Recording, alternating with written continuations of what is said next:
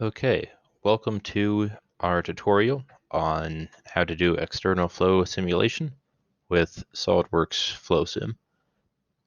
So for this project, we're going to be looking at these canards on this car. Canards are used in F1 cars to improve performance, and we're going to be looking at how they are going to do that using the FlowSim. So the first thing, this is obviously not an F1 car, but we did the best we could. It is a car. You can tell what it is. And you'll notice one side has the canards and one does not.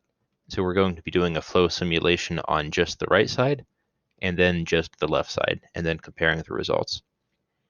So the first thing to do is you're going to go to add-ins and you just need to make sure that the SolidWorks flow simulation is enabled. Hit OK. And then under SolidWorks add-ins, you hit SolidWorks flow simulation and this tab should show up here. So the first thing you're going to do is use the setup wizard. It's really convenient. It just asks you a bunch of questions about your project. So we're going to call this project 1.0. Then it's going to ask what units. We're going to be using SI units. They're just easiest. Down here it has a list of all the units for things. We're going to be doing external flow. And we're going to exclude internal space. There's also all of these options that we can do. We want gravity on. So you see in the Z direction, it has gravity on there. We're not really looking at any of the other ones, so we'll not check those. So next. Then we're going to be doing gases. We have air.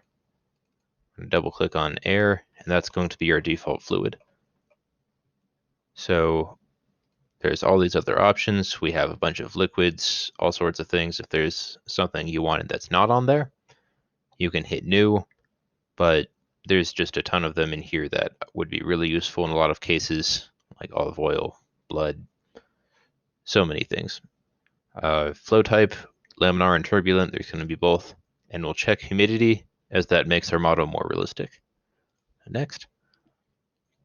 We're going to keep the thermal condition at an adiabatic wall, even though I don't think that's going to impact anything. Then we're going to change the roughness to 0.1. A lot of Formula One cars use a thing called shark skin, where they have a bunch of, it's kind of like a golf ball texture on the outside of their car, but we're not going to be doing that. We're just going to go with a low roughness. So next. And then there's all these parameters. And we are going to have the air move around the car because the car is not going to be moving. And we need this to be in the negative Z direction. So Formula One cars often go between 150 and 200 miles per hour. So we're going to go with 200 miles per hour or minus 89.4 meters per second. And it's in the negative Z direction just because that's the way the air is flowing. You can see it down here. We can change some other things. We could change the turbulence parameters or humidity. We'll just go with 50% humidity. Also the pressure, the temperature, depending on the weather conditions. We'll just go with ambient. So we'll hit finish.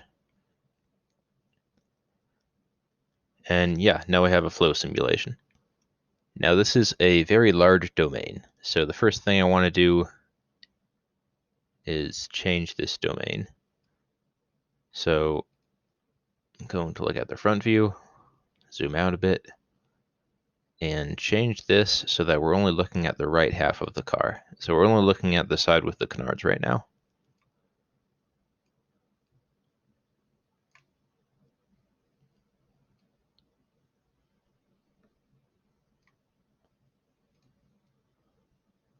Then adjust these parameters.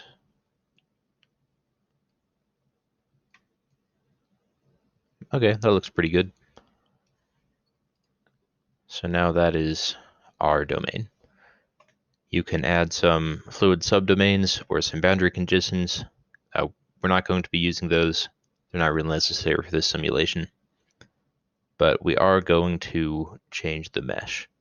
So if we look at the basic mesh, these blocks are huge. Our data is not going to be very accurate. So I'm going to edit the definition. There's automatic and manual. Automatic's easier, so we'll go with that. You can make the boxes bigger, and you can make them a lot smaller. We'll go with the smallest mesh because we have time to run the simulation, and that'll be the most accurate. We'll hit OK. And now it's all meshed.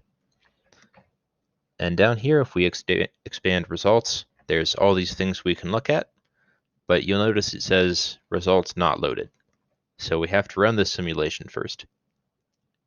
But to do that, we need to tell it what to look for. So we're going to go to Goals, Insert Global Goals. And it's all these parameters that you could possibly look at. We're going to be looking at the coefficient of lift, which is going to be the force in the y direction, and the force in the z, which is going to be the force in the z direction. That's going to be the drag. So lift up here, drag down here. We want both of those. So check it.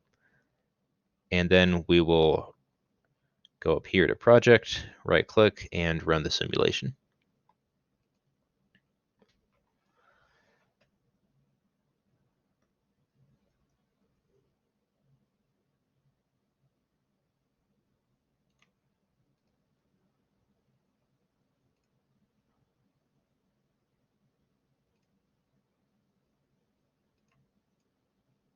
Okay, and now our simulation is done running. So now we can go look at the results.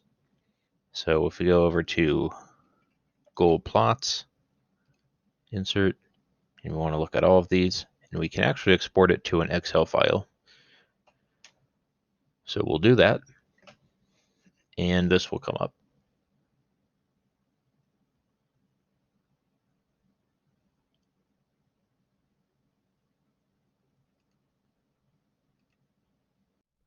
Now over here in Excel, we have our results.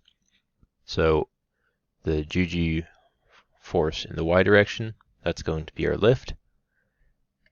Our average value is, looks like minus 353.9 newtons. And our drag is 5,340. So we also have plots of those that are automatically generated. The Z results are really nice. They converged, and the Y converged as well. So yeah, the air exerts a force of, what was it? That many newtons down, and this much drag. So now we're going to do the same thing for the other one without the canards, and then compare them. So we got our results, and now we're going to look at the other side. So I want to keep these results, so I'm going to clone this and call it 1.1.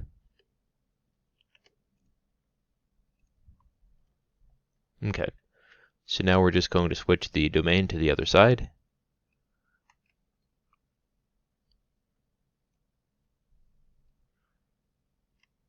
And move this to the center. And then we have the same goals, and then we're going to run this simulation.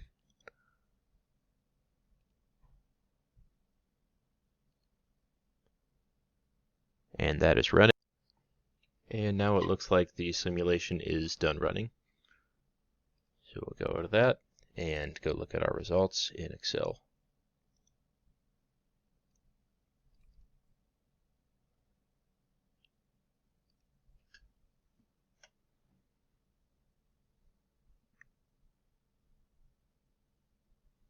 Okay, and here's our new data. And this was the side for no canards. So the lift force average minus 350, and the drag was minus about 7,000. So if we go over to the other one, we see that the lift is just slightly less, so more negative lift and a massive amount less drag. So There is a very minor effect to the change in the lift. It's a little bit worse, but the difference in the drag is about 2,000 newtons, which is far more significant than about 10 newtons of lift. So those are our results. And now we're back to SolidWorks. So another thing you can do, besides just get results, is you can follow the flow trajectories, which we're going to do here. So I'm going to go flow trajectories, insert, and then we have all these options. We are going to be going to pattern on shapes. I just like it better. We can just go with an area. So we're going to make a rectangle. And yeah, it looks pretty evenly spaced. And we have 500. So I'm going to check that. And it's going to run. And then it gives us the trajectories of all these little air particles. So yeah, looks pretty good. We can also change these a little bit if we want them to look different. Pipes, let's do lines with arrows. So we have all these flow paths in one line. I like this one a bit better. So nothing really going on in this region without the canards. But let's go back to the side with the canards and see what it looks like there. So we're going to have to run the data again. It shouldn't take too long because it already computed it and it's just retrieving the final results. So that's all done. And now we can plot these flow trajectories. Ooh, there we go.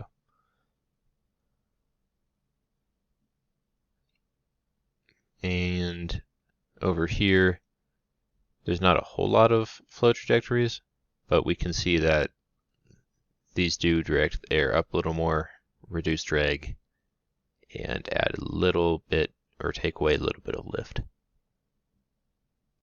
So that's just a pretty basic tutorial on some of the things you can do in SolidWorks Flow Simulation.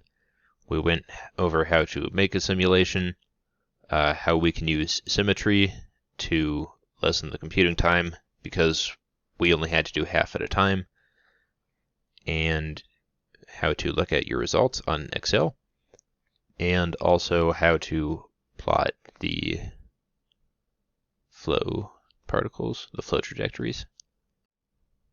There's a whole lot of other things you can do in SolidWorks Flow Simulation, mainly in internal flow, but we're not looking at that today.